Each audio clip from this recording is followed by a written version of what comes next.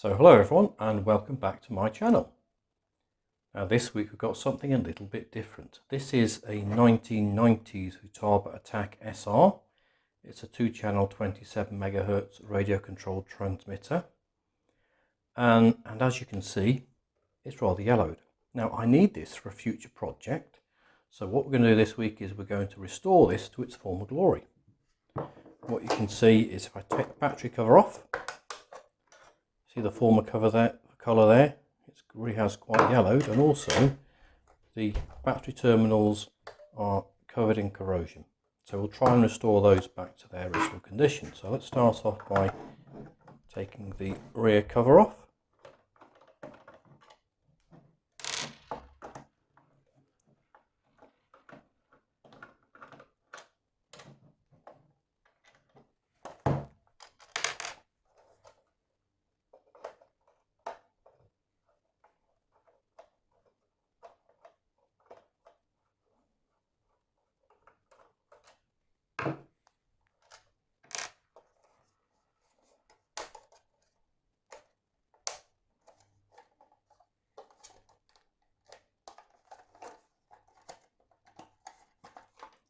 There we go.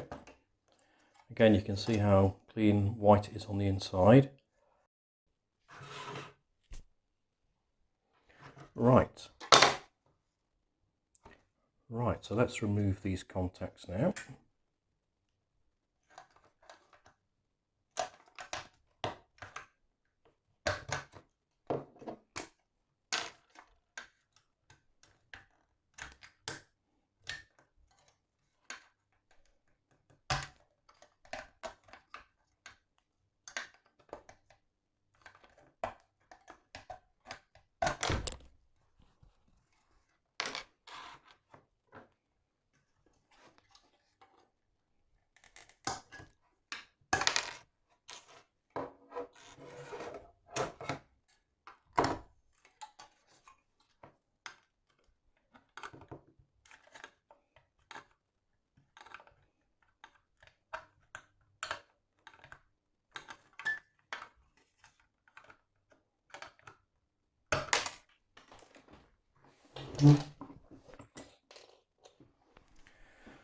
Right, last one.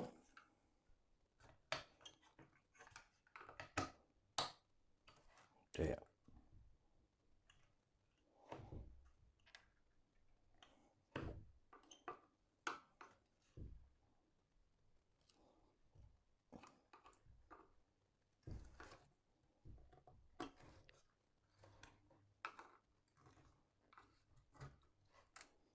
There we go. That's all the battery contacts out. Now we'll get the vinegar. Okay, so here are our battery contacts. You'll see I've off camera straightened that one back up again. You can see how green they are, the verdigris on those. I'll bend that one back slightly as well, it won't hurt. So what we do with those, well, what we've got some finest cider vinegar. Let's put them in that and see what it does. So let's start off with that here.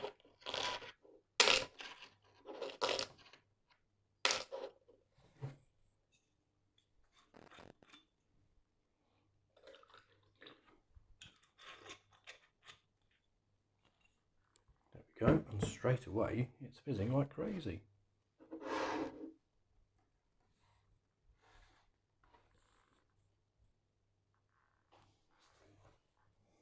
So there we go, all battery contacts sitting in white cider vinegar, and you can see it's bubbling away really well. So we'll give those maybe 10-15 minutes and come back and see what they look like.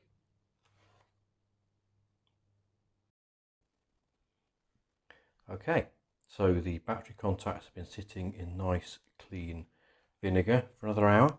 So let's get them out, dry them off and see what they look like. Hopefully they're not too bad at all. Get that out of the way.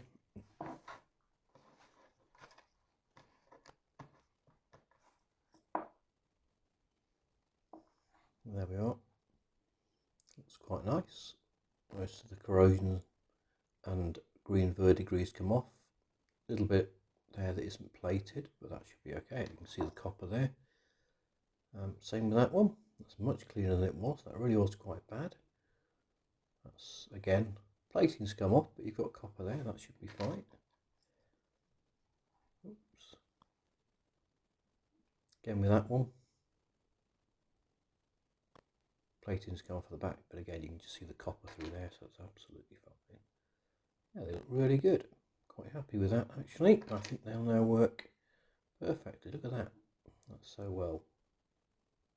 Really is restored perfectly. Okay, so that should make a nice good electrical contact now. So there we go, battery contacts are done. Next thing is the case.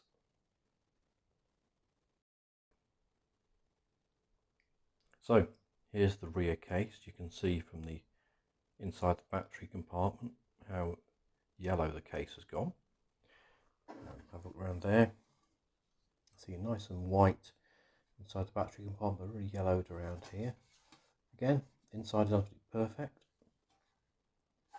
And the battery cover here, same thing. Nice and clean and white inside, and outside is very yellow. So what we'll be doing now is what is commonly known as retrobriting. So we'll be retrobriting the parts in this clear plastic container. Here's our hydrogen peroxide, 12%. But I've only got a litre, so we'll have to dilute it down with some water. But let's see how the parts fit in first. So that's the case there. Let's have the battery cover. And now some hydrogen peroxide.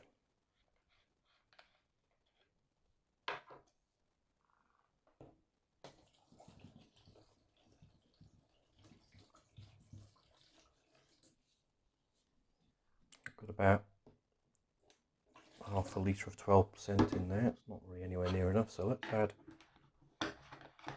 some water and see how far we get.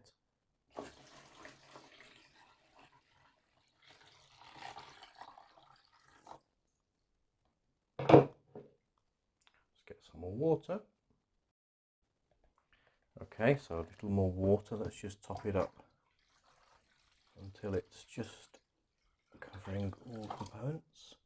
That should just about do it. I want to put as little water as possible in, so I've put about half a litre of 12% peroxide in and about a litre and a half of water, so probably about 3% hydrogen peroxide now. So the next job is to dismantle the radio itself. I haven't actually taken this apart before, so I don't really know how it's going to come apart, but first thing is the aerial snaps out. There aren't any screws in. If you notice as well, this back PCB is soldered through. You just about see it there, soldered through to the front PCB with no screws. So don't know what's happening there. Let's try pulling it out. No, there we go. Got some movement there. Now that aerial connector there. Let's draw this out carefully. There we go. It's loose. Crystal's fallen out. That's all that's holding the rear PCB in.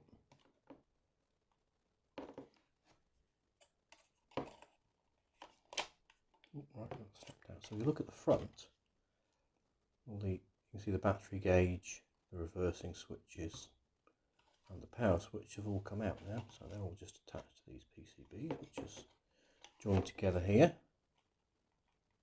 Now I wonder where that's together. Actually holding this in. I can see. Oh, there we go. That's popped out. There we go. Power. This power cable just glued into this slot here. There we go. Okay, so that's that. I'm going to undo all these tiny plugs out. These here. Tiny plugs. Let's pull those out. A bit tricky. Okay, let's pull out. have a quick break here and have a closer look. Okay, to cut a long story short, it appears these cables don't come out of the PCB here, but what I can do is release the joystick. Okay, so on this side. Okay. Right, okay. So here we are, 24 hours after we started. And what you can see is the rear case is looking really nice and white now. The case itself looks like the inside of the battery box. Really impressed by that. You compare it with what it started out like, which is, if you focus, it's that one there. How yellowed that was. I'm really impressed by that. So let's take this one out and wash it off, and then we'll look at the front case. So there we are. We've got the front of the case taped into here to hold it upright, and now what I'll do is I'll fill the hydrogen peroxide just up to below the black plastic, and we'll see what happens there. So here we are after about 4 hours in the hydrogen peroxide, the bottom half, and as you can see it's not perfect, but it's looking a lot better. It was very yellow before, looking a lot better now. That's the kind of yellow it was before. So the top half hasn't been dipped in, bottom half has for 4 hours. So we'll return it to the hydrogen peroxide now and give it another day and see where we get to. So here we are with the finished retrobrited case, and I'm actually quite pleased with it. As you can see, it looks substantially lighter than it did before, but not over the top, so it's not perfect. If you look inside the battery compartment, you can see a slight difference there. So we've not over whitened it, but we've got it very close to what it was when it was first made. I'm quite happy with that. So that was a success there with the retrobriting. So now what we can do is we can start reassembling it. So let's start off with the battery contacts. These back in here. Okay, that's one. And again, as you can see, the battery contacts aren't bad. They're not perfect. Some of the plating's gone. You can see the copper through them, but hey, it's good enough for electrical contact. That's fine by me. Let's put these in.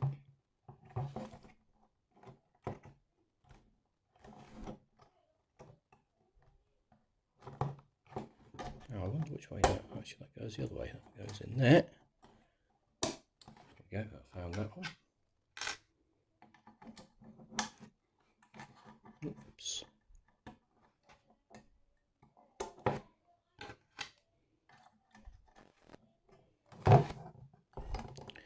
And there we go, so that's the battery contacts back in. I'm happy with that. Now we can start to reassemble the internals of this. So from what I remember,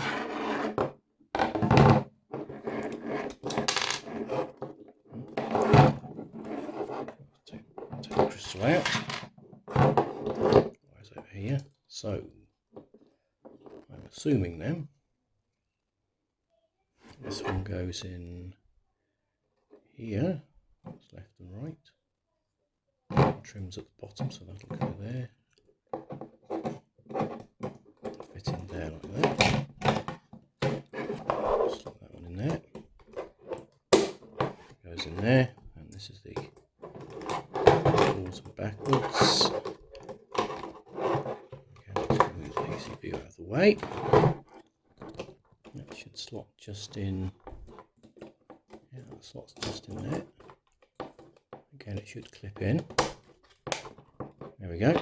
Now the main PCB sits in, the battery indicator at the top there. There's a couple of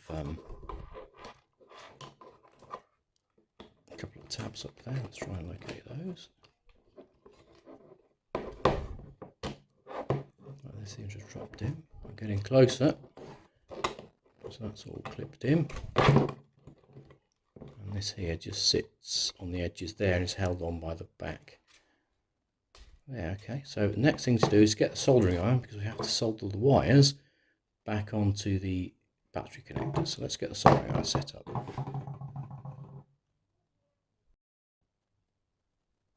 Okay, so I did the soldering off camera. It would have been much too difficult to try and film that. So all that's left now is to reassemble this. So front and back just go together like that. We've got our 3 screws here. That's all we've got left, unfortunately, but I'm sure they'll do the job.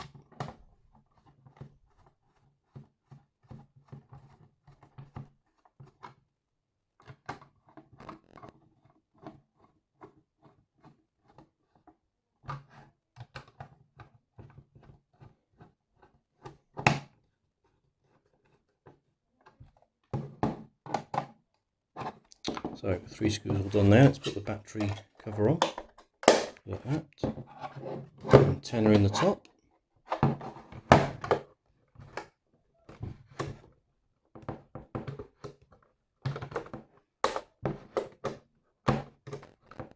There we go, it's clipped in. So here is the finished item, all put back together. I've filled it with brand new alkaline batteries there. Let's close the battery box and switch it on for the first time. And it works. That's really good, actually. Really impressed. So, nice bit of retro RC there. I hope you've enjoyed this video, and if you'd like to see more retro RC in the future, then please like and subscribe. Thanks for watching, and see you next time.